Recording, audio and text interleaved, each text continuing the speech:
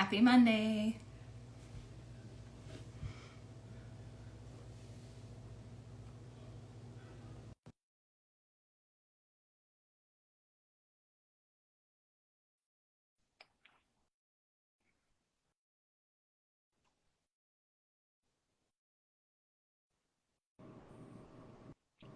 Hello. Hello there. How are ya? Doing pretty good. I was kind of rushing there at the end. Time just kind of caught up with me. Yeah, that's me every week. No. I feel like we lead similar lives a lot during the week and the weekend. It's just Yeah, nonstop. yeah. I'm never prepped and ready for this, but we'll make the best of it. Yeah, well, I mean, that's the whole thing, right? Like we just wanted it to be super organic and laid back, and so we're just keeping it real. So, I guess we are going to talk about allergies and gut health because they a lot of times go hand in hand with each other.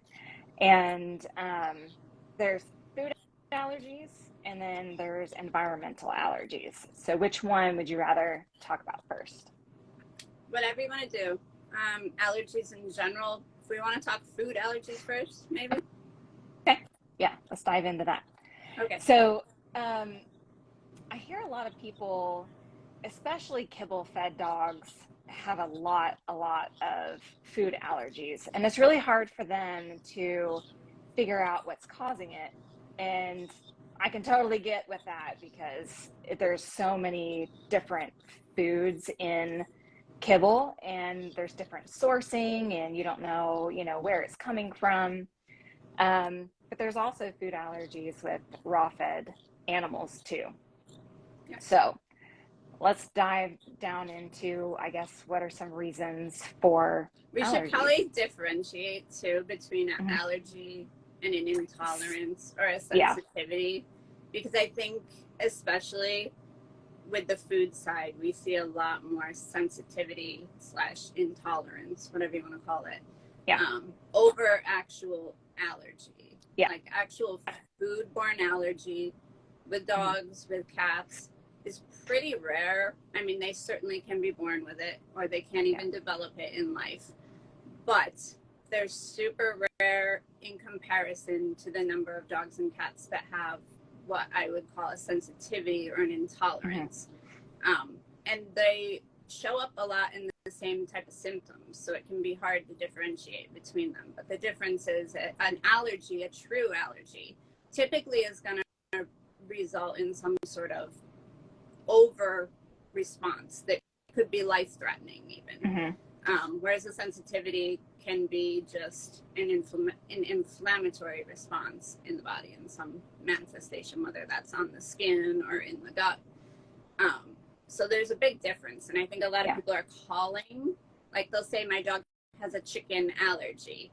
But it's not really an allergy, because if they had an allergy and they ate chicken, they would likely go into anaphylaxis and die. So it's not a real allergy. It's an immune response based on that protein leaking from the gut, but it's not an allergy. So we need to, I think, differentiate between the two, because I think there's a lot of confusion about that. I fully agree 100%. Like, I'm someone who has developed food sensitivities, and that's just been since about 2015. And I think it was because of the antibiotics from my knee surgery. And then in 2021, I had to have another surgery. I had to have a hernia surgery because I got COVID and was just coughing nonstop. And so I think, those 2 doses of antibiotics, I didn't, give myself any probiotics after that. I was just, I don't practice what I preach a lot. So I think that led a lot into having food intolerances. So I guess let's talk about what leaky gut is, because people, they might hear it or they've never heard it before. But I think a lot of it probably does come from leaky gut. Yeah. So I always tell people you can't necessarily fix an allergy, but you can fix 9 times out of 10. You can fix or eliminate a sensitivity or an intolerance. Mm-hmm. It takes a lot of work and dedication. Yes. And you got to make sure you hit it from all angles. You can't just hit it from the diet. You have to also hit it from the lifestyle perspective too, because we live in this toxic world where everything is trying to destroy that balance in your gut. Yeah. So there's a lot of things that you need to look at for that besides the food, but those can be fixed. And you know, I've had countless clients who have had dogs come with, you know, the food allergy sensitivity test. There's 15 things they can't eat and like 2 that they can.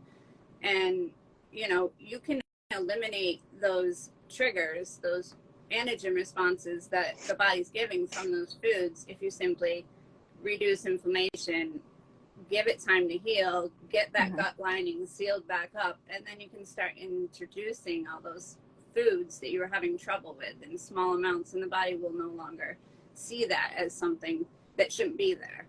So we talk about the gut lining when we're talking about how this happens, and that epithelial lining, the bonds in that open up, and protein gets into the blood where it shouldn't be, and the body's response is to attack that because it shouldn't be there.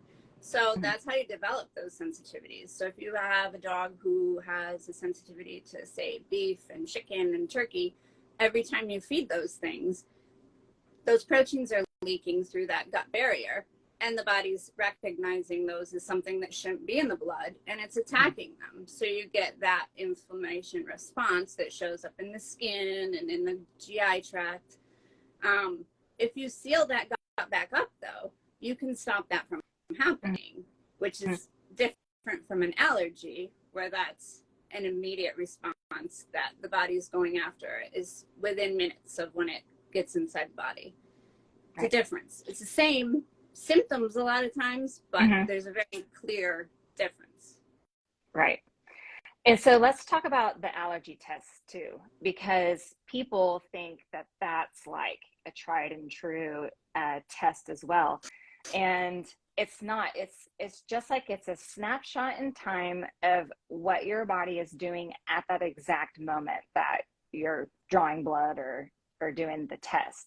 It doesn't give you a broad overall view of what's going on. So if you have leaky gut, and say I ate chicken that day, and then I have leaky gut, that protein's seeping into my bloodstream, I'm having the inflammatory response, and I take my test, that's what's going to show up on that test that you took. But it doesn't mean that I'm allergic to chicken. Right. It just means that there's an inflammatory response there. So I think a lot of people need to understand that those food allergy tests are not like, it's not a set in stone thing. It's usually intolerances or sensitivities, and it's usually from leaky gut. And so let's talk about some reasons why animals would get leaky gut. It's typically from like super high processed foods, high carbohydrates, just inflammation within the body. It could be also vaccines or certain medications that they're on. Do you have any other examples? Yeah, I mean, antibiotic use, use it only when necessary. Needed. I mean, it gets overused sometimes, and that will obviously lead to it. Over vaccination will lead to it. Chemical worming, flea, tick, heartworm, that stuff will also cause that dysbiosis in the gut. Even household cleaning products, if you use a lot of harsh cleaning products, you clean your floor with something that can disrupt the gut, and your dog's walking on it, and then they lick their paws, and now that's in them. Yeah. That can mess with the gut. Water is a big one that a lot of people overlook. If you're using like tap water, that's full of chlorine and full of, stuff that's going to disrupt that gut. So, I've even had clients who've had issues where they couldn't figure out why the gut was getting so messed up, and it turned out to be the water. They were just getting tap water, and that can really mess with the gut. So a filtered water or a reverse osmosis or whatever, something without all that in it. Water's a big one. Stress can mess with the gut. Literally within minutes, you can change the whole landscape of your gut if the dog is really upset about something, or cat, whatever. So stress is a big one. And then, like you said, the inappropriate food choices, the grains and the legumes and the things that really aren't meant to be in your dog's gut in the first place, they feed that inflammation. They will speed up that bond breakage in the gut. They'll lead to leaky gut. I mean, all those anti-nutrients, they literally will speed up that process. It's one of the things that people don't talk about, but when they're consuming those things, it's creating an inflammatory response in their body. Yeah, I fully agree. And that can also lead to yeast.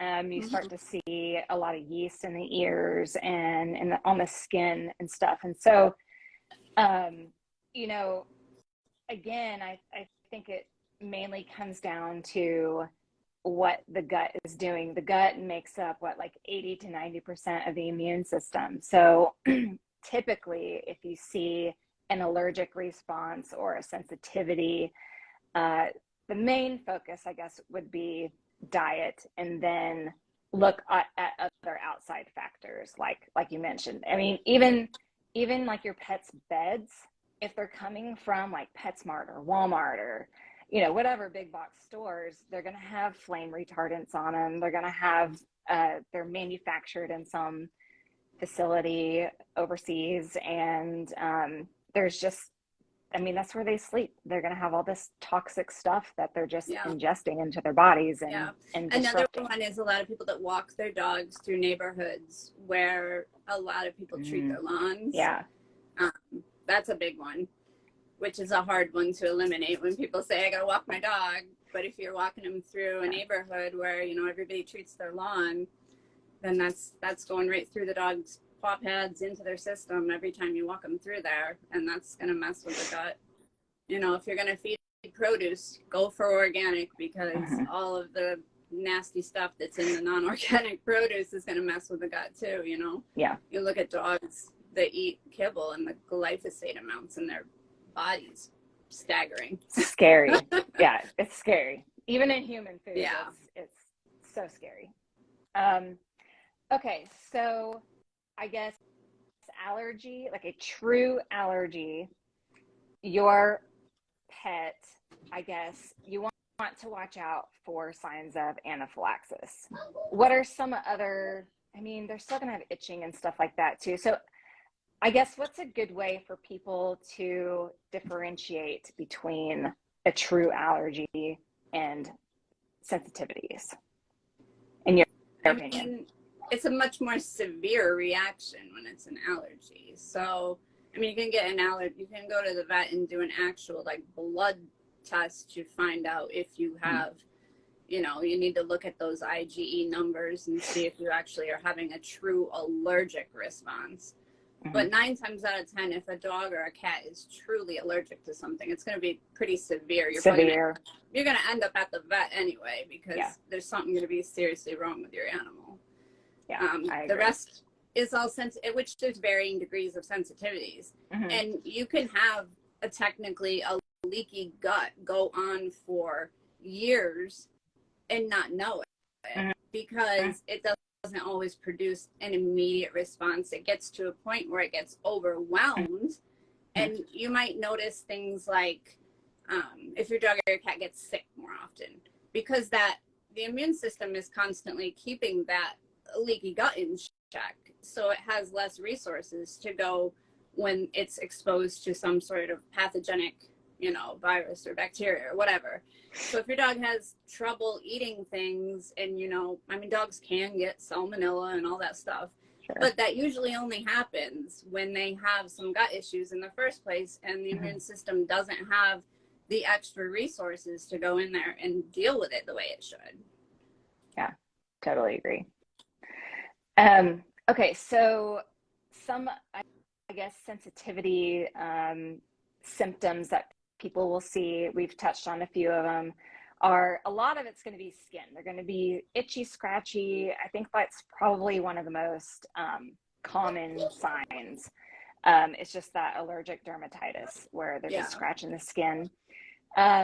their ears. They're gonna be scratching their ears. They could have some yeast or discharge, so you definitely want to look in their ears. If they have some kind of discharge in their ears, they might have an ear infection, and you definitely want to get that treated. Yeah, excessive. If it's excessive or right. stinky, Yeah, red, inflamed, dark, yeah, just nastiness. Their feet, a lot of dogs and cats will chew on their feet, they'll lick their feet, they'll be licking certain spots on their body, which is called a hot spot.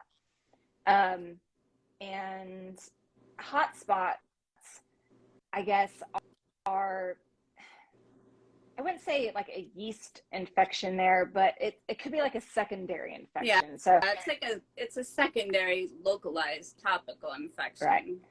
It's their own bacteria that's causing the infection just because of the excessive licking of the area. So, okay, so. And interestingly, those itchy skin issues, if you predominantly have those without any GI issues, you're more likely to be dealing with an environmental allergen. If you've got the GI issues and you get the itchiness, that's more likely coming from food. Yes. Yeah, I think it's really important to differentiate there. Okay, so if people think it's a leaky gut issue, then I think the first thing to change is their diet. What are they feeding? If they're feeding a kibble, they need to make sure that there's no grains, no legumes, no starches, which, I mean, it's kibble. It's Is there a kibble that fits that? There is one, and I think it's by a company called Rawz, RAWZ. Okay, yeah.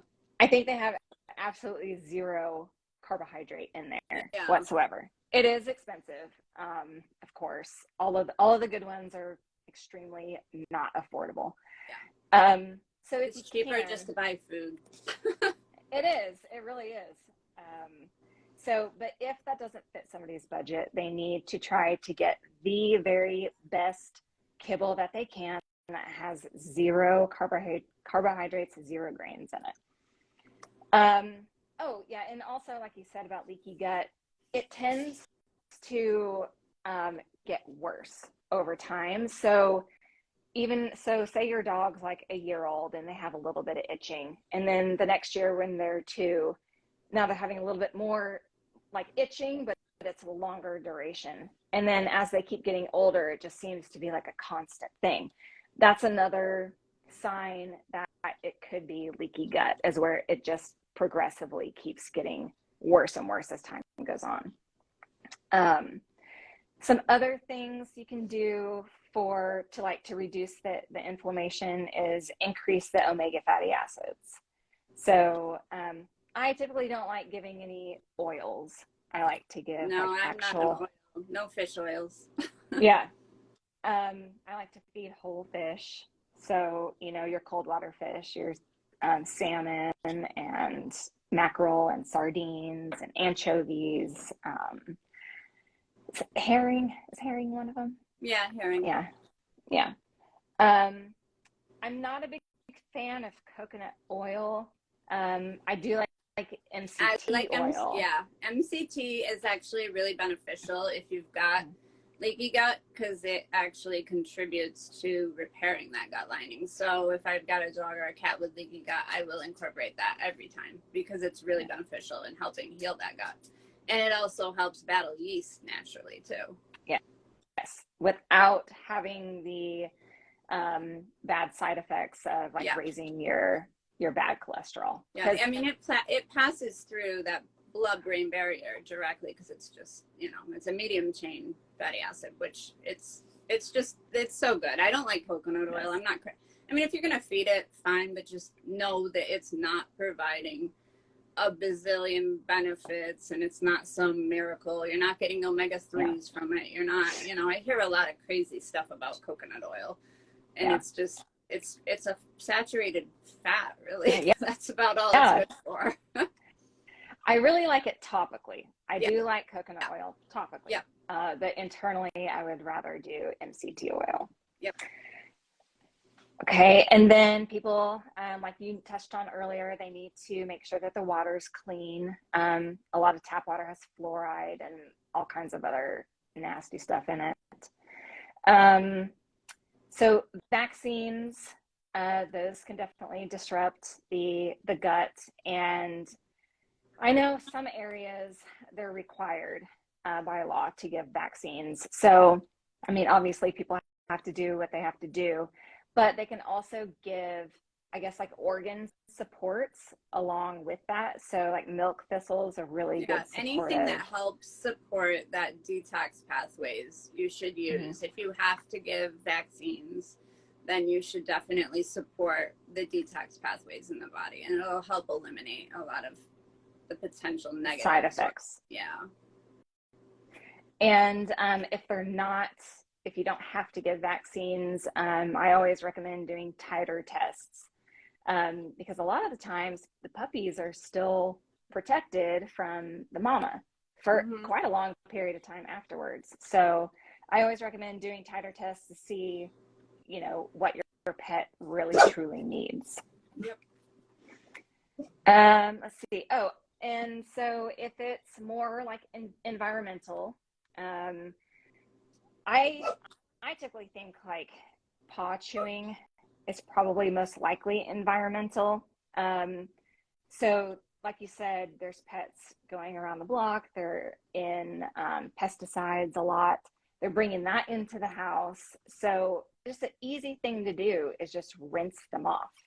Yeah. Every time that they come in, you can use like a betadine rinse, or even just getting them in the bathtub and just rinsing off their whole body. You don't have to use shampoo or anything, but you just rinse them off. I think that'll help, you know, get all the pollen and all that stuff out of their fur. Yep. I like the iodine paw soaks. I like the, you can also do like a Himalayan salt paw soak that also pulls a lot of stuff out too. Works similar. If you don't have iodine easily accessible, that also works. Do you think is Epsom salt safe? Yeah, dogs can definitely. And matter of fact, if the dog is stressed, I recommend people do that, because the magnesium that you get from Epsom salt directly, it's transdermal, so it means it'll soak up through the paws. And it's another one of those things, if your dog is stressed, it's messing with their gut, and even though you don't see it. And magnesium directly regulates stress in the body. So for stressed dogs, I have people do that a lot with the paw soaks in the Epsom salt. And yeah, that will help. Okay, awesome. It just kind of popped in my head. I was like, I always take a Epsom salt bath. I wonder if will have the same, you know, effect on their paws. Okay, and then there's some supplements that you can give, some natural supplements like quercetin's a really good one. And usually people pair that with bromelain and what is it? Papain. I think that one's, they all kind of work synergistic. This is the word again, synergistic. Oh my God. If you're gonna use the quercetin, use a bioactive, or it's not going to do much. And there's a proportion of that with the bromelain that is the most effective, and it's really hard to find a product on the market that has the right proportions. So often you need to buy individual supplements for that and then suit it to the right proportions, because they don't. There's one from Now. I see a lot of people using it, but the proportion of that in there with the bromelain is a little bit off for what is optimal. So a lot of people use it and then they see no results whatsoever. And that's just because it's not quite the right for an allergic, or not an allergic, but for that response that you're looking, that histamine. Sorry, Dexter's going to take out my light. Now I lost my train of thought. Oh, the bromelain in it is just, it's a little bit low. So if you can purchase those two things independently and then proportion, I've got the information of the exact proportions for it on my website if anybody's interested in that. Yeah, I'm sure a lot of people would be. Yeah, I didn't know that they weren't in the right proportions, typically. So a bioactive one is what I need to look for. Yep. Okay. And then nettle.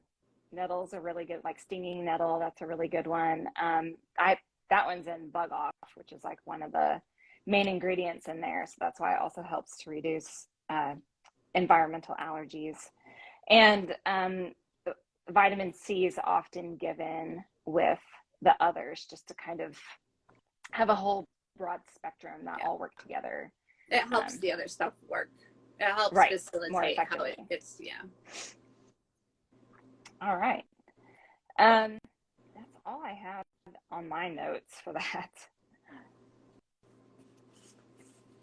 As far as what else to give for the leaky gut? Yeah, I mean, and like the environmental, just kind of like some treatments and things that people can do, you know? So that's really all you can do for environmental. Reduce exposure as much as possible and get some sort of a natural antihistamine protocol going. There's not a whole lot more you can really do when it's an environmental allergy. I would stay away, if possible, from all the Apoquel, Cytopoint. Those are going to mess with the gut. And then, I mean, my gosh, I've had some clients who have been on that a long time and they can't eat anything without having a problem. And it's a massive battle to get back on track. That stuff just trashes the gut. Yeah. And you hear a lot of pets on that. On both of those, actually. Okay, and so for leaky gut, let's talk a little bit more about how to manage that and how to work through healing the gut, and because that can be it could be a process. It is. Because people a big process. Yeah. And me personally, and there's there's a lot of brands out there marketing supplements because it's such a huge thing. So you will see supplements all over the market that claim they'll fix leaky gut. There's nothing, I hate to break it to you, there's nothing you can put one product into the gut that's going to fix it. It just, don't fall for it. Don't fall for it. Yeah. So like, me personally, I'm still kind of ongoing. There are still some things that I am sensitive to, and like I've done the whole elimination diet thing and I've slowly introduced things back in, but I get to a point where I'm like, I'm starving. Like, I know that I'm not allergic to it, you know, I'm just sensitive to it. So I'll just start eating things again and I'll be fine, you know, for a few months, and then it'll start catching back up to me. So I have like a delayed onset symptoms. And I feel like a lot of people do that with their pets too. Like they'll start a treatment and they'll get impatient like me, you know, and they'll be like, well, this isn't working. Let's just keep going on with whatever we're doing. And then they're right back where they first started. So have patience with leaky gut and trying to heal it. Like it's not a very simple process, and it's going to take a lot of dedication and a lot of time to heal. I mean, if you have a dog or a cat who's got really extreme leaky gut and it's been ongoing, you might as well prepare yourself to be repairing that for the next year of your life. Like realistically, it's not going to happen. People want to see results in 2 weeks. Yeah, it's not going to happen. Yeah, I know. I'm an idiot when it comes to that stuff. I'm just like, I'm just starving over here. But yeah, I do. I know that me personally, in my own healing journey, I need to just stay focused and stay on track. Okay, so let's take it back to pets. If they suspect leaky gut, what would you say? That it starts with the food, changing the leaky gut food, starts with? Like, and how you would treat it and manage it. Okay. Initially, you need to remove anything that's causing that inflammatory response. So that's where that elimination diet needs to come into play right off the bat, because if you don't eliminate everything that's causing the inflammation, you're never going to heal it. So that's where that novel protein might need to come in. It depends on what a dog is eating. So you got to look at what they've been eating. So you need to find something that they haven't been regularly eating and start with that. And then you got to give that time to get that inflammation down, simultaneously working to help rebuild that gut while you're doing that. So that's the initial step, needs to be eliminate everything that could be a potential trigger. So that usually means you're going to reach for something that you've probably never fed before, to start with, which is where it gets tricky and expensive. And because, you know, a lot of times that's not the proteins that are inexpensive and easy to come by. Right. Yeah. Especially like that. I mean, not everybody is able to feed venison or even rabbit and stuff like that. Okay. So would you recommend those allergy, like say somebody just didn't know, like say they fed a huge wide variety and they were mixing things up and they really don't know what's causing it. Would you recommend them take one of those allergy tests? Because again, it's just a snapshot in time. It's not necessarily and they're true. so inaccurate. Yeah, when I was formulating regularly, I get them by the truckload every week because everybody's doing them. And I would get people that go to 3 or 4 different allergy sensitivity tests, whatever you want to call it. And they would come back with 4 different results from the same dog.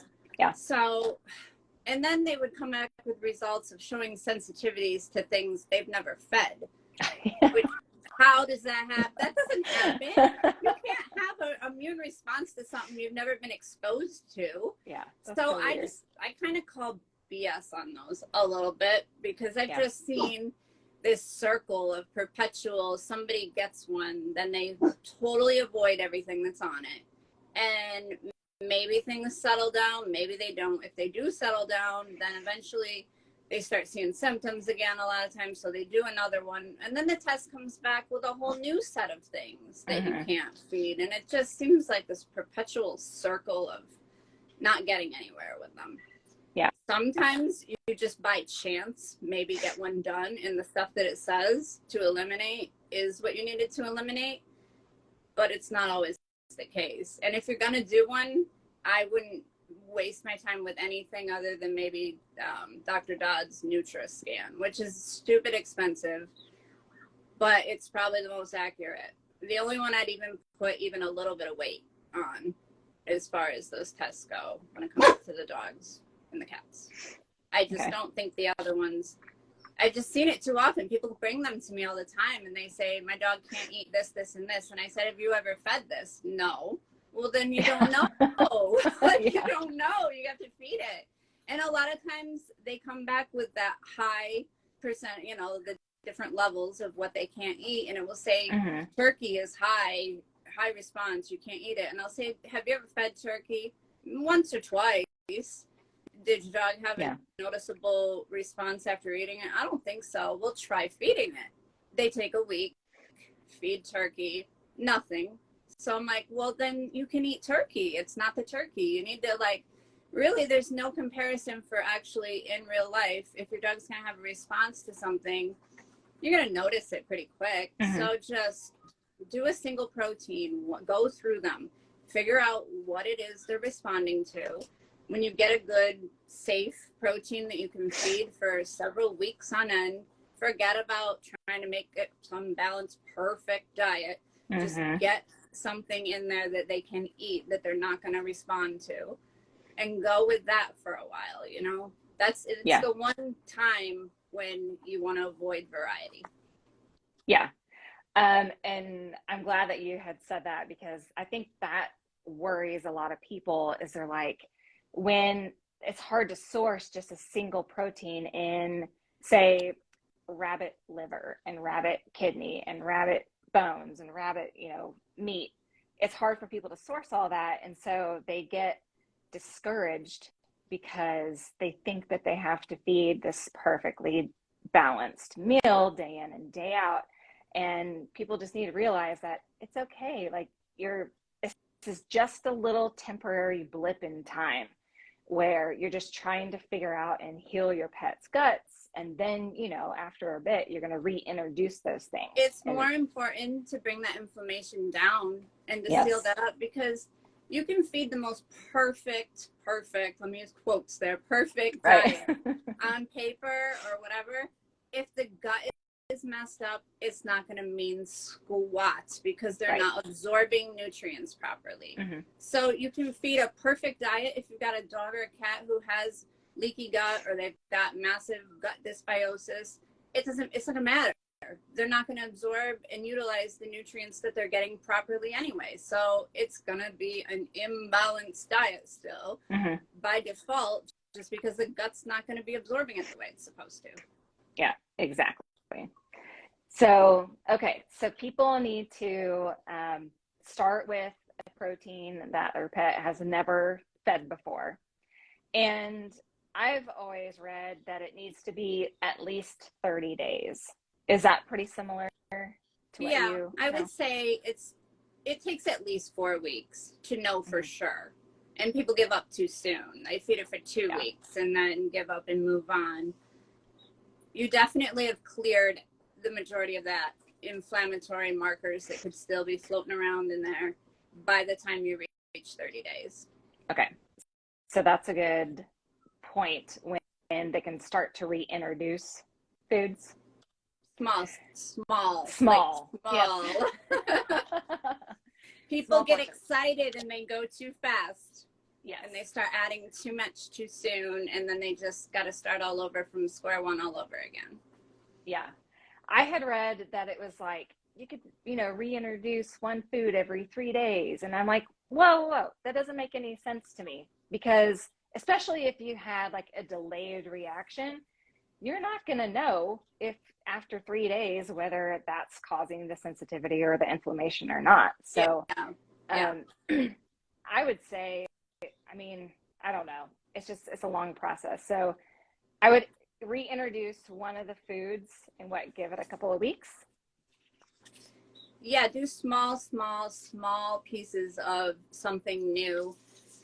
Incorporate it consistently, one at a time, for several weeks on end, and you'll know in less time than you will in the initial start. So like 2 weeks probably. But if you've been feeding something for 2 weeks and you're not getting any sort of inflammatory response, then you're good on that.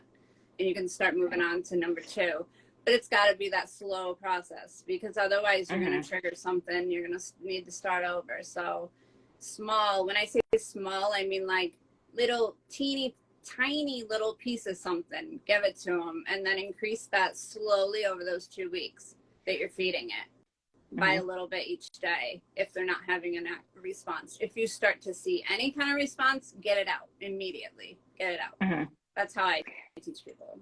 Okay. And so say they reintroduce something and their pet is having a reaction, they immediately remove it. Do we let about like a week or so go by before reintroducing something else? Yeah, if you've just had a reaction to something new that you put in, immediately pull it out. Usually, if you're on an elimination diet already, the inflammation's pretty low at that point that you're introducing something and you're just getting that initial reaction to something leaking that it's responding to. You don't need as long for that inflammation response to be cleared from the body. So give it a couple days is all you really need before you can go ahead and try something new, because you shouldn't get a severe response from a small piece. You'll see something mild, but the skin might look a little red or something on the belly, or the ears. A lot of times you can see it in the ears, on the belly, on the paws. They might look a little bit like, if something looks redder than you, like the skin is a good gauge for if something's going to be, before it turns into full blown, they're scratching themselves and causing hot spots and all that. Look for that inflammatory marker on the skin, or if the digestive system shows signs of being really unhappy with something. You get, if adding a tiny piece of beef causes your dog to instantly have explosive diarrhea, don't put the beef back in there. Don't, the GI tract is going to be, just like it is with everything else when you're feeding, going to be a good indicator of exactly how the body's handling anything. So if you're getting massive GI or massive gas, if a dog gets really gassy after they eat something, that's a good indicator that maybe it's not time to add that in yet. Yeah. So, I want to reiterate that it doesn't mean that they can't ever have beef. It's just that the body's not healed enough. Ready. It's not ready right. yet. Yeah. Yeah. So they need to try something else. And that's a good point that we need to, like, because so many people do elimination diets and then they come to the conclusion that there's 2 or 3 foods that the dogs can eat or the cat can eat that they don't react to, and then they stick with those 2 or 3 long term. Yeah, that's like the worst thing you could do, because you develop sensitivities to what you're exposed to the most. So if you're going to expose the body after you think you've healed it, you haven't really healed it, you've just avoided that response by not putting them in. So you need to get everything back in and get more variety. It's more variety in the diet that's actually going to cultivate that healthy biome and keep it sealed. But it's just a process. Like, I think people get comfortable when they feed just 2 or 3 things and the dog no longer reacts. They just want to avoid everything else forever because, well, they're scared it's going to come back. You can't do that though. You'll end up with sensitivities to those 2 or 3 things that you've got left. And then you're going to have an even more difficult time trying to fix that, because now you've limited yourself even further to what you can use to help fix the gut, if that makes sense. Yeah, absolutely. I think that's where people get hung up a lot of times, is because they're like, okay, well, I've removed everything that they had symptoms to, and we've been feeding this for years, but now they're starting to have, diarrhea again. And it's like, well, it's because you're feeding the same thing day in and day out. And like you said, the body can develop sensitivities to the same thing over and over and over. And on the flip side of that, though, I know that, so there has to be balance with everything, right? So you can't eat the same thing day in and day out, or you can develop sensitivities. But if you have like a true allergy, I know some of the treatments is small exposure to it over time, just like honey, like the pollen in honey, local honey. People give local honey to help them get used to the seasonal allergies and pollens that's in their area. So people just need to be mindful that, it's all like a balancing act, and you can heal this way, but you can also hurt if you're doing it too long, Okay, so say, let's see. What I know, there's some questions on, okay, so my pet hasn't had beef in 2 months now, and now I'm adding a small bit of beef in. Is it normal to say that they may have some GI upset, not because they're sensitive to the beef, but maybe just because they haven't had it in a while? It's possible, but when you're trying to heal the gut, so simultaneously when you figure out what it is you need to feed, you need to also start supporting it to heal. So if you're supporting it to heal while you're eliminating, which means you're getting, things like bone broth and, L-glutamine and things in the diet that are going to help those bonds strengthen back up. When you get that little bit of beef in there, if they do get like runny stool or something because they haven't had it in a while, that's kind of an indicator as well, though, that it's not, those bonds aren't closing up the way they're supposed to, because you really should be able to feed your dog or cat anything that's a natural food within their spectrum of what they eat. So meats, a healthy body is not going to have an adverse reaction to any of it, ideally. So if the gut is in good shape, if you've got good gut diversity, you've got strong bonds in the gut, everything's working as it should, you should be able to feed them something they've never eaten before, and you shouldn't have to worry about it. If it does turn into like diarrhea every time they try something that they've never had, that's an indicator that there's some sort of dysbiosis in there, which isn't it happens. Right. It just happens.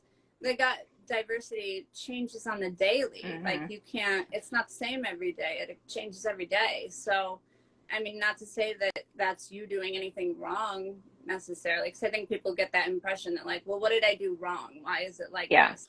And it's not you doing anything wrong. It's just the way it is. But that's a good indicator that it's not sealing up properly, that those bonds are still open more than they should be. You're still letting things into the blood that shouldn't be there if you get that type of response.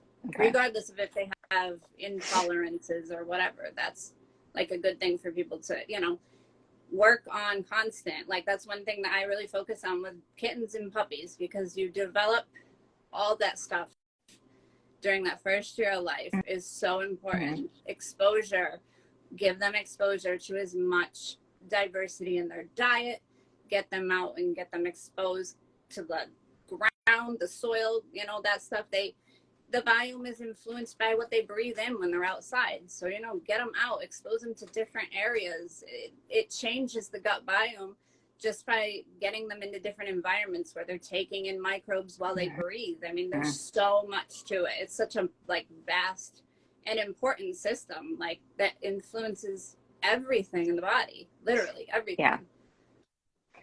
And I think this is where people get stuck too, because they're always told, don't take your puppy around other, pets and environments because the risk of getting sick and all this. And it's like, we don't want to be in a sterile environment.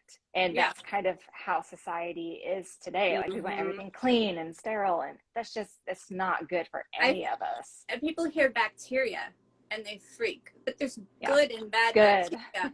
And the gut needs both. It needs a symbiotic relationship of both. You can't have an absence of no bad, quote unquote, bad bacteria. If there's an absence of it, you're going to have problems. I don't think that's just so misunderstood that bacteria is always a bad thing. It's not a bad thing. It's a good thing. Right. It can keep us healthy too. Yeah. Okay. So during the elimination phase and reintroduction, I always get people asking can they give any other supplements at the same time? And the ones that I really only suggest are, the probiotics or the bone broth, anything that would heal the gut. But even the bone broth, it has to be the same, coming from the same protein that you're feeding. You can't only be feeding rabbit and give a chicken broth, or you're going to disrupt everything. So, are you kind of along the same lines as that? Anything that's going to kind of support the gut, the healing of the gut? Yeah. Or should they have nothing? I mean, initially nothing. Initially I say nothing. And then only when you get into that zone around that 4-week mark, when you know that things are safe, then you can start experimenting with starting to add those things in there. But I mean, I try to right from the get-go get people to incorporate, if possible, the broth. If you can't do broth because it's a protein that you just can't source or make broth from, getting an L-glutamine supplement in there, that helps tighten those bonds up. It's one of the few instances where I'll tell somebody to use a synthetic amino acid like that, because it will help speed that process up dramatically if you get that in there.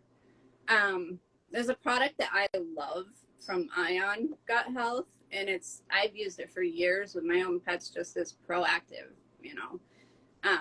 and stuff like that, because it contains that humic and fulvic acid that you get from the soil, the fulvic acid, and that will inherently help the gut heal. It will also literally feeds the cells on that cellular level, and helps the body utilize all the nutrients in the proper way that it's meant to be utilizing them, where when you have that leaky gut going on, the body's having trouble utilizing them. So it's beneficial in that healing process, but it's also beneficial because a lot of dogs aren't getting out and getting in the soil themselves, you know, especially it's important. Like, it's important from puppyhood and kittenhood to get them out on the ground. Like, that builds their immune system when they're babies, you know. It's the same way it is with, you know, kids, when we shouldn't sterilize every single thing in their environment, you know. I used to joke my kids never got sick because I let them lick the cart at Walmart. Yeah. Excuse me. Yeah, I think I was like, I don't know, with my kids, that I wouldn't let them eat anything off the ground, like at a restaurant or something. But if it's at home, I'm like, whatever, you're on the ground crawling anyways. So yeah, I was the mom that was just like, whatever, go ahead, do it. Yeah. My kids were never sick. And I think it's because I let them just do stupid shit like that. Yeah. You're building up their immune system. I mean, we have chickens running around their yards. So if one of the babies was sitting out on the grass, I might have accidentally set her too close to chicken poop. But, you know, she was building up her immune system. That's right. Same thing with dogs. They need to get out. Well, that's another thing, is a lot of dogs don't get exposed to that bacteria, that poop and stuff in the environment. It's a critical part of a dog's biome as well to get exposed to that type of stuff. They're poop eaters. I mean, it's disgusting to us, but stupid things like that actually help create good gut diversity. Yeah, exactly. And, you know, we had mentioned that on, you know, one of our previous episodes, is that their digestive system was meant to handle bacteria that we can't, because they're so short. Food isn't supposed to sit in there a long time and ferment. It's supposed to, you know, get in there, digest, and get out. So, you know, cats don't eat dead things, and I don't think they eat poop either. So it's kind of, I don't know. Have you seen that? Do they typically go for after cats, dead, rotten animals? No, cats won't. Cats only eat fresh. Yeah. They like it fresh only. They won't. They're not like a dog in that aspect. They will consume poop through small prey, though, because a cat will typically, if they eat a mouse, they're not. Sometimes they'll leave the digestive tract, but like my cat usually will eat it. So they're getting poop if they're eating the digestive tract of a small animal, if they eat a small animal. So they're still poop eaters. Okay, they're not like raiding their own litter box for the poop. No, you know, they're getting it from their prey. No, they're getting it from they would primarily be getting it from their prey. Yeah. So it does still benefit a cat to get that type of beneficial bacteria into their system, because in the wild, whatever, naturally, they would still be consuming some through their prey. Right. Yeah. I just wanted to differentiate that. Yeah, they're not as gross. Yeah. Dogs they will go out and they will, like, sometimes they are right behind another dog, just catching it in their mouth, you know, but you don't ever see a cat do that. But they do still eat poop. They still need the bacteria. They need to be exposed to that stuff too. Okay, so I guess healing leaky gut, they can use some supportive things along the way, but I think people just need to know that it's going to be a long process, and to just stay patient with it, and don't rush into feeding too much too soon, and to, you know, differentiate between environmental allergies and a true food allergies. Is there anything else you want to touch on about, you know, the process of healing the gut? And I mean, the supportive stuff, you know, digestive enzymes can be beneficial. That's a good one. You know, that can also be part of it. You know, there's not enough digestive enzymes for what you're putting in, so they're beneficial in that healing process. Things that are high in what's considered like growth factors, so colostrum, if you don't have a sensitivity, typically it comes from bovine. So if you don't have a beef sensitivity, if you can start to incorporate things like that, the growth factors and things like that are really great for rebuilding that gut lining and strengthening everything. Little things like that, the herbals, the mucus forming herbals like slippery elm and marshmallow root. Those things are really beneficial, and I would almost go so far as to say necessary when you're trying to repair the gut lining, because they'll seal it up and they'll keep anything from getting out when you don't want anything getting out. So I usually have people using those in that protocol. And then you can start getting into the things like fennel and ginger and stuff like that will also help with that gut health. But these are all individual things. So a lot of it is individualized. So it's hard to give like a broad spectrum to all dogs and all cats if they have issues, because a lot of it's got to be individualized for the individual dog or the individual cat. And I think that gets frustrating because people want like a one size fits all fix, and there really isn't a one size fits all fix for it. Yeah. And people tend to over supplement. They're like, well, I know this is good for them, and I know this is good for them, and I know this is good for them, and this is good for them. And they put everything into the bowl all at once. And it's like fiber is another big one. Fiber. It's got prebiotics. Because you need to be feeding. You don't want, the whole issue is with dysbiosis, if you get an overgrowth or an absence of a particular microorganism in the gut, fiber is what's going to feed and help diversify. So different fibers and feeding a variety when you get to that point of different types of fibers, because different types of fibers feed different bacteria, feed different microorganisms. So that's a big one. And that a lot of rod-fed dogs are lacking in that, just because, the strict PMR feeders that will never feed a vegetable, I know. period. Even animal-based fiber, there's not a lot of research on it, but just from feeding it to my own dog and I'm like one of those people who's fascinated by the gut. So I do a yearly that gut biome test with him just to see. Because it's fascinating. If you do that, at least it gives you something to work with.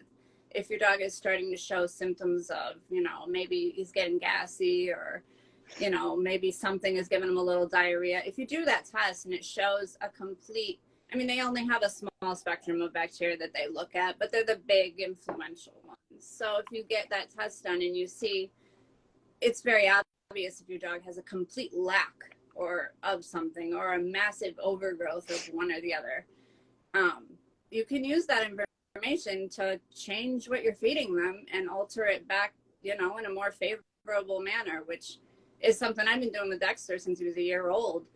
It's just fascinating to me to look at that once a year just to see where I'm at with him, because you can't tell what's going on outwardly all the time. It's just a cool tool that we have now to look at things like that. And if something is a little bit off with him and I get that test result back, I can adjust his diet. Maybe he needs a little bit more fiber. Maybe he needs a different source of fiber because a certain bacteria in his gut is a little bit low at the time, So it's just kind of a cool way. And it's a way you can help speed up that process if you know what to feed the gut to get it back in the right proportions that it needs to be in. Sometimes it's really obvious when you get one of those tests done that something's, I've seen dogs, people send me that test, and I've seen dogs that are just completely depleted of entire colonies of bacteria. And that's why they're having problems, because there's bacteria that's supposed to be there and it's not there. And if you look at those bacteria, you can find the different foods that feed that bacteria, or you can colonize with a specific probiotic. You got to be careful with the probiotics. I'm not one to tell people to dump a bunch of probiotics, because you can actually do more harm if you don't know if you have no idea what's already in the gut, and then you throw a bunch of probiotics in there.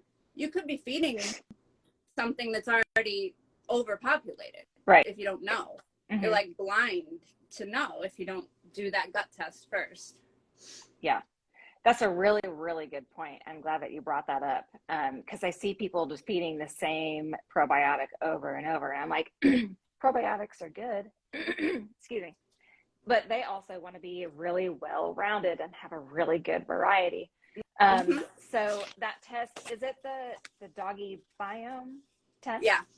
Yeah. Okay. Yeah.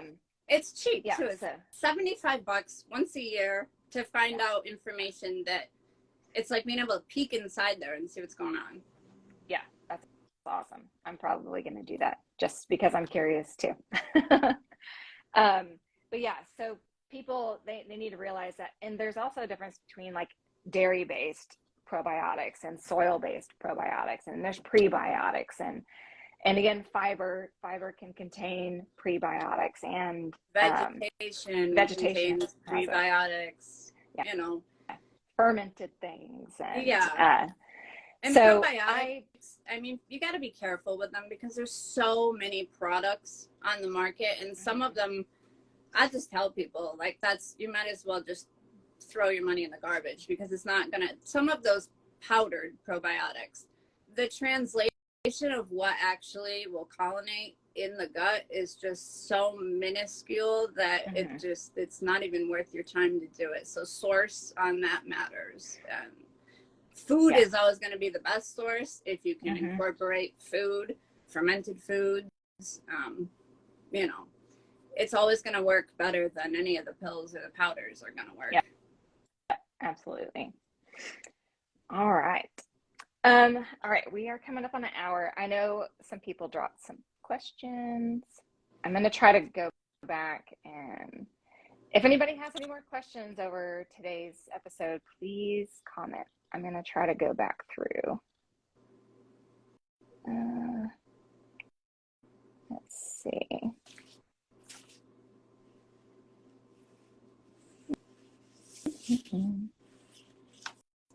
Can we eventually talk about pet vaccines?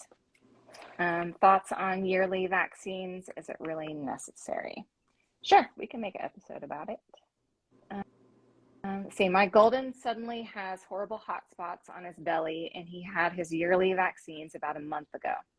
I have a feeling it's related. Super on the fence about getting them. I'd say if it was only a month ago and you're starting to see, and like that's the only thing that's changed, you're most likely right. I would do something like an organ support, like trying to support the liver to help it function better and get all those toxins out. Milk thistle, support the liver, things like milk thistle that are going to help support the liver. Spring is a good time, like, for you to just do, like, get in the habit of doing like just a minor general detox. It's a time of renewal when, you know, the body naturally wants to detox anyway. So if you can just support it during that time, it's very beneficial. Like, I do that with my dog every year in the spring. We just do a gentle detox protocol. Spring cleaning for everything. Cleaning for the body. That's right. Okay, what do you recommend for leaky gut? I think we already hit that. What do you recommend for a hot spot? Well, I have my go-to product, Healing Potion. It's literally just distilled yarrow and helichrysum, and those are incredibly healing. They're non-toxic. Spray it right on there, and within hours you can see the hot spots start to heal. But other than that, I don't want to put anything on there that's going to sting. I guess you can with betadine, like a betadine spray. No, I mean, I stay with stuff like what yours is, or a chamomile even, or something that's calming and not even like a salve. Yeah, I mean, stuff like that can help it heal, but you got to think about the why, like fix the root of it, you know, that covers up the outside symptom of it, right. But whatever's feeding that hot spot in the first place, the yeast or whatever is overgrown, you know, that's feeding it. That's what you really got to, you know, topically deal with it with something like your spray, but then also look at, you got to figure out why is it happening, because otherwise you're just Band-Aid, right? That's right. You need to look at that why. Exactly. Let's see. Have you heard of canine octane? I have not. Have you? What's it called? Canine octane? Canine octane. No, I have no idea what that is, I but don't I'll know what look that at is. it. Okay. Any brand recommendations for product supplements? Oh, well, we'll do that on different. I don't want to sit here and like sell anything. What brand of MCT oil do you recommend? I personally like Garden of Life MCT oil. Yeah, What about you? that's a decent brand. The Cocoa Therapy has their MCT3 oil that I use.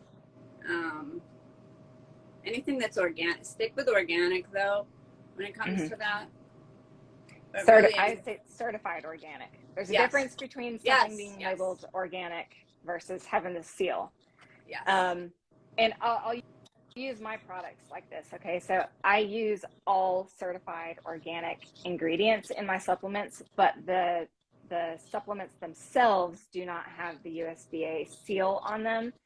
That's something that I want to do eventually, but that has to go through its own like verification process, and it costs a lot of money and a long time to do. So there's you just have to know the company you're sourcing from, if you trust them, read the labels. But if you can get something that's certified organic, get that over something that's just labeled organic. Yeah, absolutely. That goes for all your produce too. Yes, it does. Let's see. So would you consider leaky gut if the dog has normal bowel movements in the beginning and then loose stool to follow? Again, it's kind of situational. It's like, are you feeding the same thing? There's Have so they? many reasons the stool can be off. Like, first, rule out parasites. There's a list you need to go through to rule everything out first, I would say, rather than just jump on assume it's a Leaky gut. sensitivity. Yeah. Okay, so do you want to talk about some of those things? Some lists that people, I mean, it's kind of a hefty list. We can do like a part 2 or something Yeah, next I week. think that's a big ass thing to get into. Okay. Yeah. We're on a time limit, guys. So let's do that at a different time. So let's see. Let me make a note. Okay. See if there's any more questions here.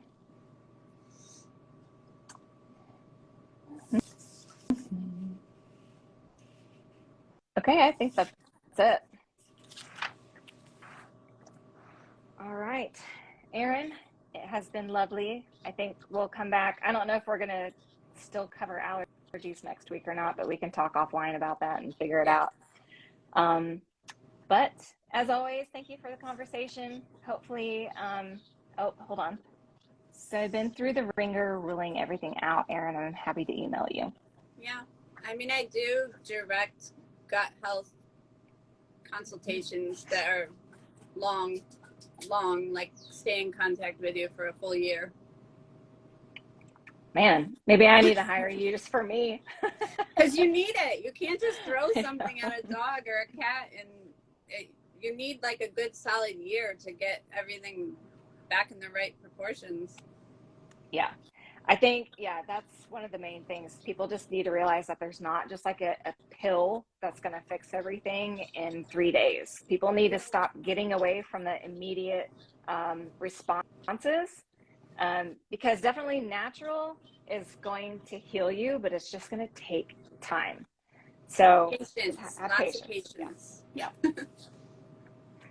All right. Well, we are at our hour mark, and it's been lovely talking to you.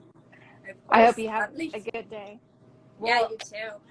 oh, before we hop off, I got to do my thing of we're going to upload this to YouTube. Please like and subscribe. Our podcast is called The Raw Truth, or at The Raw Truth over on YouTube. We'll always do our lives here on Instagram every Monday at 12 p.m. CST, and then we'll always upload it to YouTube so everybody can watch later. But if you guys like and subscribe, we would appreciate it. It gets our information out to more pet parents out there. So All right. Until next time, you guys have a good week. All right. All right. Bye. Bye.